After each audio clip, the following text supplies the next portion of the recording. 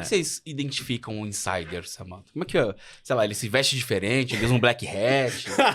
Podia ser, né? Fica mais fácil. Ia ser mais fácil pra Mas fazer isso, imagino que seja algo que aconteça de fato. Não, acontece muito. E tem um protocolo, alguma coisa assim, de como identificar um insider dentro da empresa? É bem complicado, mas tem brechas que a pessoa deixa. Aí entra muito a parte da forense, que ela consegue chegar nesse tipo de situação, nessas pessoas. Muitas das vezes tem medidas disciplinares, né, para esse tipo de pessoas. A gente consegue, de certa forma, sim. Eu falo que o hacker, por mais que ele limpe os seus caminhos, a gente consegue encontrar, né, por onde que ele foi. Eu gosto muito do exemplo que eu vi um tempo atrás, acho que tem uns 2 anos, mais ou menos, que foi da Tesla. O pessoal russo tentou invadir ali, sabe que não é tão fácil entrar numa planta da Tesla, então meio que tentou aliciar um funcionário para colocar um pendrive, só para fazer isso, só para colocar um pendrive. E a gente sabe que o segredo industrial da Tesla é gigantesco, porque até hoje eu não conheço nenhum outro carro que chega no nível que eles estão, né? Você não vê Volkswagen, Fiat, qualquer outro, no nível que eles estão. Então, eles devem ter um segredo industrial ali que vale bilhões. E esse grupo russo ofereceu 1 milhão para essa pessoa colocar o pendrive. Você pensa, 1 milhão só para colocar um pendrive e tirar. E o cara não aceitou, depois fez uma denúncia lá para os órgãos americanos, mas para você ver o nível, outra pessoa poderia ter aceitado, colocava lá um pendrive e aí? O que acontece nesse momento, porque assim, a gente não tem como saber quando a pessoa está ali fazendo a negociação, a não ser que seja algo de governo, a nível governamental, né? Por exemplo, o cara lá do Pentágono, da CIA, você consegue saber que a gente dupla aquela coisa toda. Mas numa empresa normal, você vai, depois, por exemplo, se o cara tivesse espetado, aí você consegue fazer toda a trajetória ali e chegar na pessoa que fez isso. Mas fora isso, é bem complicado, é um desafio muito grande essa questão de insider. A gente sempre chega na pessoa. Mas, por exemplo, se ainda está ali numa coisa abstrata, se ainda está em negociação, vamos dizer assim, é muito difícil de a gente identificar esse tipo de situação. Jovem mancebo, não seja um insider. Venha pro lado positivo da força. Para com esse negócio aí de querer hackear os outros. Vai estudar Florence, vai estudar Threat Intel, para ser alguém assim de sucesso, gabaritado como a nossa Samantha. Não seja um jovem bobão.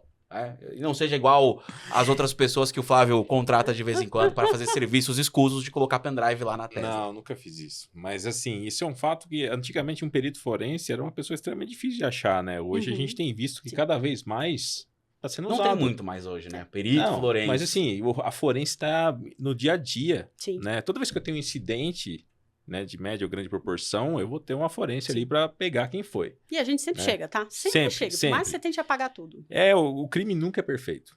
Não dá para fazer igual o Mr. Robot. Apagar os logs lá e tá tudo certo. Não. Vai deixar rastro, vai deixar evidência, vai ter alguma forma de rastrear.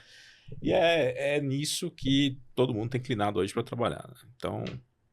E aí a pergunta que eu faria para vocês dois seria o seguinte: e se fosse uma inteligência artificial fazendo o papel da Samantha? De julgar se o que você está fazendo tornou-se uma ameaça ou não.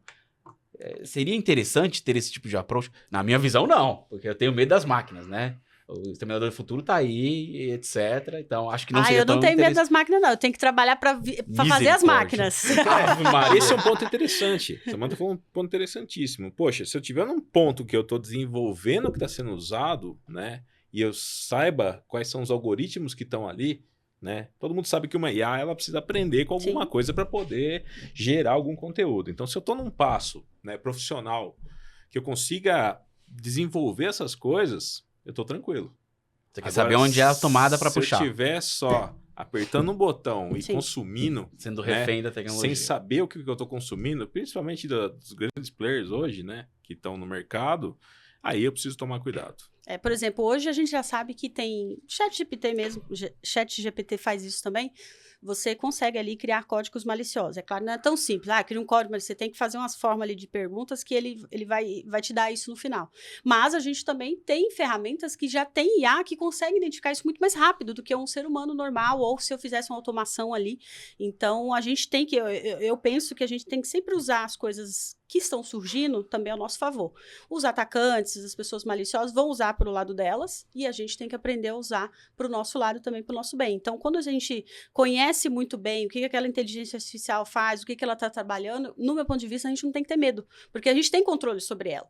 Então, o que acontece é esses maliciosos, essas pessoas maliciosas que não entendem, só estão colocando lá para pegar as informações e ficar mais rápido. Como até o Flávio comentou, hoje em dia, o pessoal, acho que daqui a pouco nem vão aprender mais programação, só vão jogar no chat GPT e tá lá o desenvolvedor. Lá e tá tudo certo. Só que aí o cara, ele não sabe a essência, ele não sabe como é que funciona, né? Então, aí ele fica refém daquilo. A gente, desse outro lado do bem, vamos dizer assim, se a gente conhece ali como é que a essência funciona, como é que ela trabalha, a gente pode usar isso para coisas fantásticas, para ser mais rápido numa resposta a incidente, para chegar num ator lá de ameaça que fez tal ameaça ou invadiu a empresa que eu trabalho. Então, você pode usar também para coisas do bem, nesse sentido. Acelerar o processo de detecção, Sim. né? Pegar comportamentos, que é uma coisa que tá tudo baseado em comportamentos, Sim. né? Quando Eu acho que a IA tem uma vantagem, né, pra essa questão do comportamento, Sim. né? Porque Você pega um Zero Day, ela que não é tem hoje o nosso grande viés. desafio.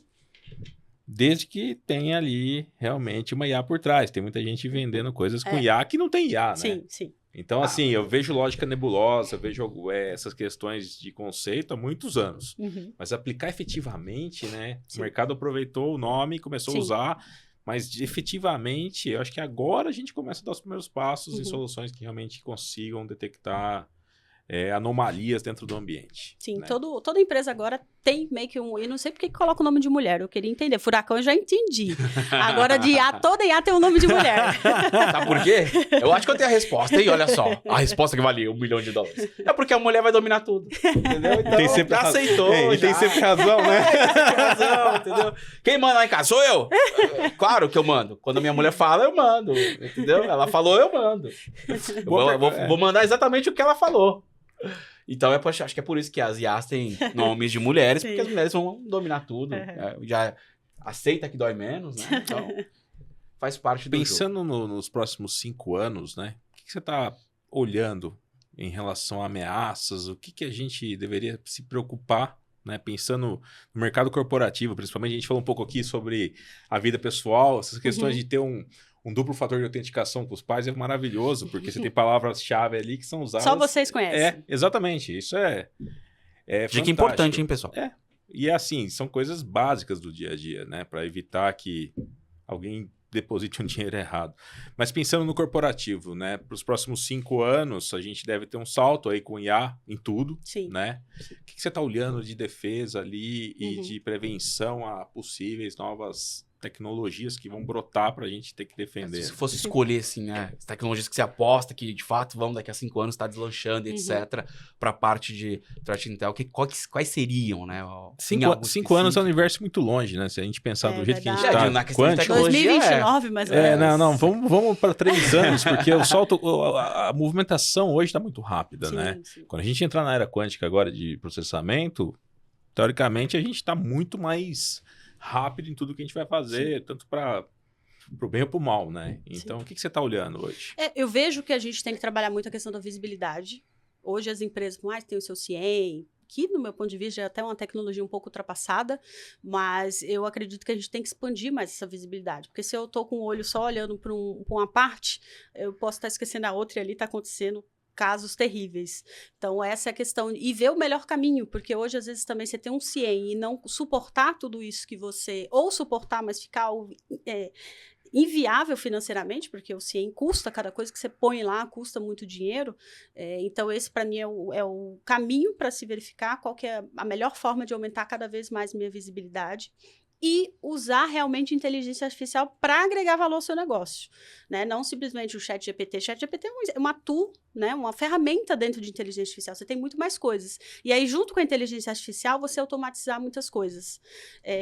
Eu vejo isso muito ainda com muitas empresas, principalmente no Brasil, lá fora ainda não tem muito essa visão, mas as empresas aqui ainda estão muito dependentes de o cara ter que clicar no botão, e aí você tem que montar uma equipe gigantesca para atender tudo isso, dependendo do seu tamanho, né? Então, às vezes, você vai precisar de uma equipe 24/7, a gente sabe que é muito difícil montar.